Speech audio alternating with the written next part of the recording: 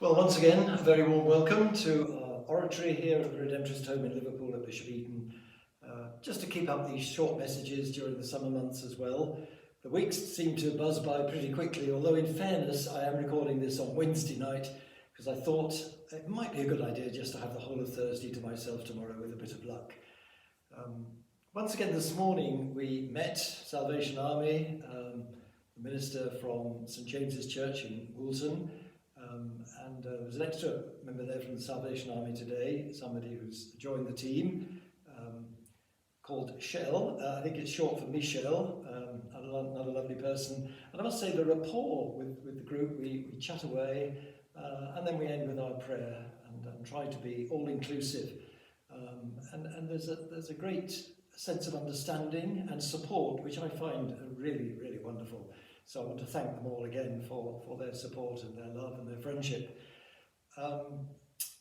So far, it's going nice and relatively quietly at the moment. I'm doing a few bits and pieces, make sure that we keep everything ticking over. I did have a big funeral on Monday, and again, those of you at Bishop Eton, there's a lot of people did want to come to Reg MacLeod's funeral. I've known Reg and the family since the 1970s, as I explained in my homily when I was vocations director, and I realised then when I looked up my notes that in those days the Redemptorists had 7 parishes in this country. We had, starting with Plymouth, where I'd served for a year after my ordination, then you move up to Clapham in London, Bishop Stortford, just north of London, then we have our parish in Birmingham, which of course we still have, and we've still got Clapham of course.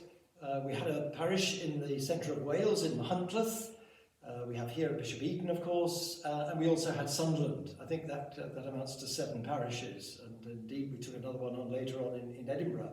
But at that time, I went to all the parishes and spoke about the work of the Redemptorists, and we'd closed our junior seminary, so a lot of young men signed up, and one of them was Nick, Reg's son.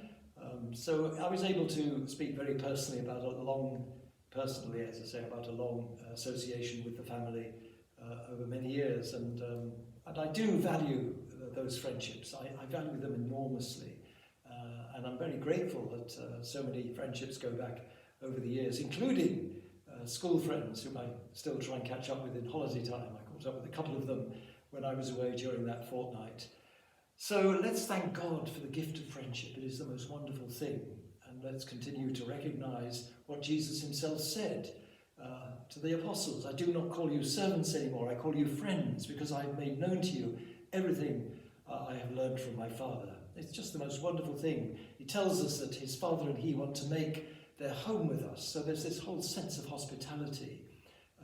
And when we're hospitable to friends, make them welcome, then there's that great sense of belonging, and of course belonging then to the whole family of the church, both here on earth and in heaven.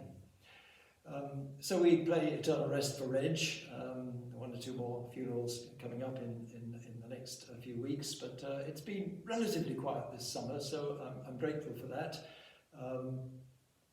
I've just been out to anoint another member of Bishop Eton Parish, and again many people will know Hilary King. She's not been at all well, so I'd ask you to keep her in your prayers as well. The Lord will give her peace. Getting a little bit muddled, but nevertheless she's got somebody there making sure she's okay. And it is wonderful to see the care that's available these days. I know there's a lot of pressure on the government and everybody else, but I must say I thank God for all the good people who do make sure that the elderly and the sick are cared for the most part. I know there are gaps, but there we are. There are so many good things going on too. We've also had, and I think it would be unwise of me not to at least mention this because so many people are aware of the fact that we've had some really difficult news to cope with in these last few months, but it came to a head on Monday. The former head teacher of Bishop Eton School, and indeed of the neighbouring school at St Anthony's, from where he came, unfortunately has been in trouble. Again, of course the law has to take its course, we recognise that, but a number of people have said to me that their hearts go out to him and the family, and I know exactly what they mean. And I think that's the Christian response. No matter what's gone on in our lives, I think we remember the words of Jesus. We just leave people with the Lord, and we say that we will not judge them before the Lord. And of course we won't. And all I can do is ask you to pray for Neil and the family today, and we'll keep him very much in our prayers. And please God, he in due course, and I'm sure it's going to take time and a lot of support, and rebuild his life. So I just want to assure everybody that we are praying for Neil, for all the intentions that come before us, and I continue to mention that they're here in our diary. Whenever people mention things, I do try to pop up and put the names down, and I'll be putting Hilary down again now today, realising how weak she has become.